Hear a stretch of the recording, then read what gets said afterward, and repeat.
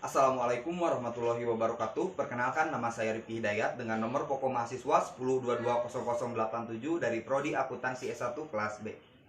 Video ini dibuat guna memenuhi nilai ujian akhir semester mata kuliah Ilmu Ekonomi.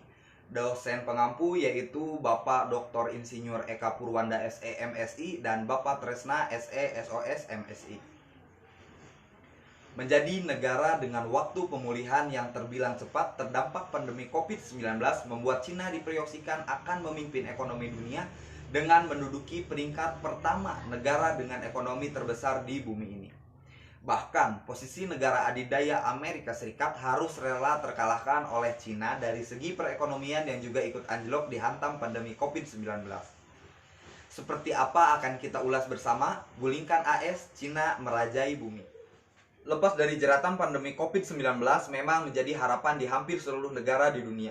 Apa dampak yang diberikan oleh pandemi COVID-19 juga cukup hebat dalam mengobrak-abrik stabilitas negara khususnya di bidang kesehatan dan juga perekonomian. Namun berbeda halnya dengan Cina, ekonomi Cina justru diproyeksikan akan menjadi ekonomi terbesar di dunia pada tahun 2028 dan mengalahkan Amerika Serikat menurut laporan dari Center of Economy and Business Research atau CBR. Dalam riset terbarunya, CBR juga melihat bahwa Cina mampu membuat kebijakan yang berhasil untuk terlepas dari jerat pandemi COVID-19. Dalam laporannya, disertakan pula di mana PDB per kapita juga akan terus mengalami pertumbuhan yang positif hingga tahun 2035. Bisa dilihat di sini CBR menaruh proyeksi ekonomi Cina dengan PDB per kapita pada tahun 2020 saja sudah mencapai angka 14.059 dolar Amerika Serikat. Dan juga bisa kita lihat terus mengalami peningkatan hingga pada tahun 2030 diproyeksikan PDB perekonomian per kapita Cina di angka 26.365 miliar rupiah dan juga sekaligus membuat Cina menjadi negara dengan ekonomi ranking pertama di dunia. Selain itu, pasar Cina dalam PDB global juga terus meningkat dari 3,6% pada periode tahun 2000 dan pada tahun 2011 di angka 17,8% dan diprediksi akan masih terus tumbuh bahkan di tahun 2023. Juga Cina diproyeksikan sudah mampu melampaui ambang batas per kapita di harga 12.356 dolar Amerika Serikat. Sekaligus menjadi negara yang berpenghasilan tinggi di dunia. Tetapi dengan kondisi tersebut, Cina juga akan jauh lebih rendah dari standar hidupnya dibandingkan dengan Amerika Serikat dan negara-negara di Eropa. Untuk di Amerika Serikat, pendapatan per kapitanya rata-rata sedikit di atas 63.000 dolar Amerika Serikat. Sedangkan di Inggris hanya di atas 39.000 dolar Amerika Serikat. Lalu apa sajakah faktor yang faktor-faktor mengapa Cina begitu powerful dalam segi perekonomiannya di tengah pandemi COVID-19? Bisa kita lihat di slide berikutnya. Yang pertama kali menjadi salah satu negara yang berhasil untuk menangani dan mengendalikan COVID-19 yang mewabah di hampir seluruh negara di dunia. Langkah karantina wilayah besar-besaran di awal pandemi COVID-19 membuat ekonomi Cina juga terus tumbuh dengan angka yang tidak dibayangkan di negara-negara yang terdampak COVID-19 lainnya. Bahkan Cina juga menjadi negara yang selamat dari jurang resesi pada periode Juli hingga September. Ini juga Cina berhasil mencatatkan pertumbuhan ekonomi yang positif di angka 4,9% dibandingkan periode yang sama tahun lalu. Angka tersebut juga membuat Cina yang memimpin pemulihan ekonomi global berdasarkan data produk domestik bruto atau PDB.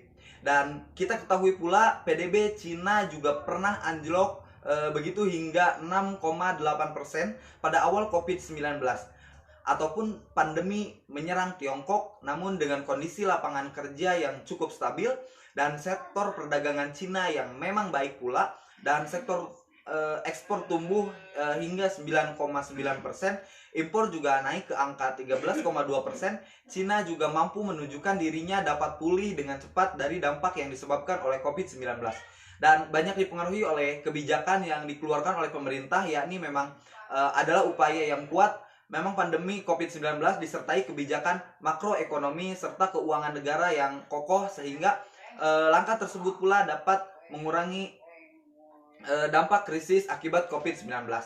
dan membantu ekonomi untuk kembali pulih, dan berbeda dengan Amerika Serikat yang kemungkinan akan mengalami rebound yang kuat begitu secara pasca pandemi COVID-19 pada tahun 2021, atau pertumbuhannya melambat menjadi 1,9% per tahun dalam periode antara tahun 2022 hingga tahun 2024, lalu kemudian menjadi 1,6% setelahnya. Lalu juga negara mana saja yang masuk ke dalam jajaran negara dengan ekonomi terbaik di tengah pandemi COVID-19, bisa kita lihat di slide selanjutnya.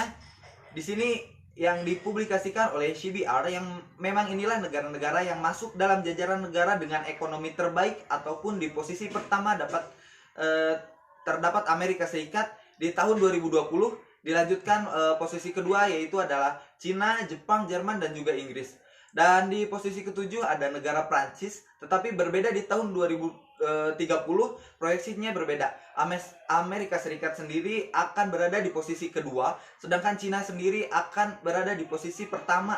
Nah, di sini memang tak hanya Cina yang hasil risetnya tersebut juga memang bisa kita lihat menunjukkan India begitu, yang ada di posisi 6 menuju 3 besar.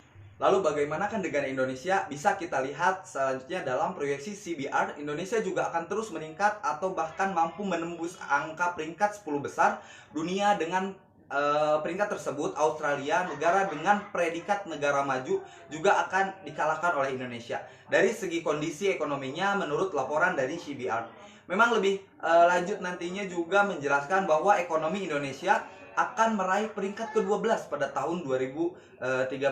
Itu memang kemudian naik lagi ke peringkat 8 pada tahun 2035. Pada tahun 2030 Indonesia mencapai 2.477 dolar Amerika Serikat, dan 5 tahun berikutnya atau pada tahun 2035 mencapai 4.026 dolar Amerika Serikat.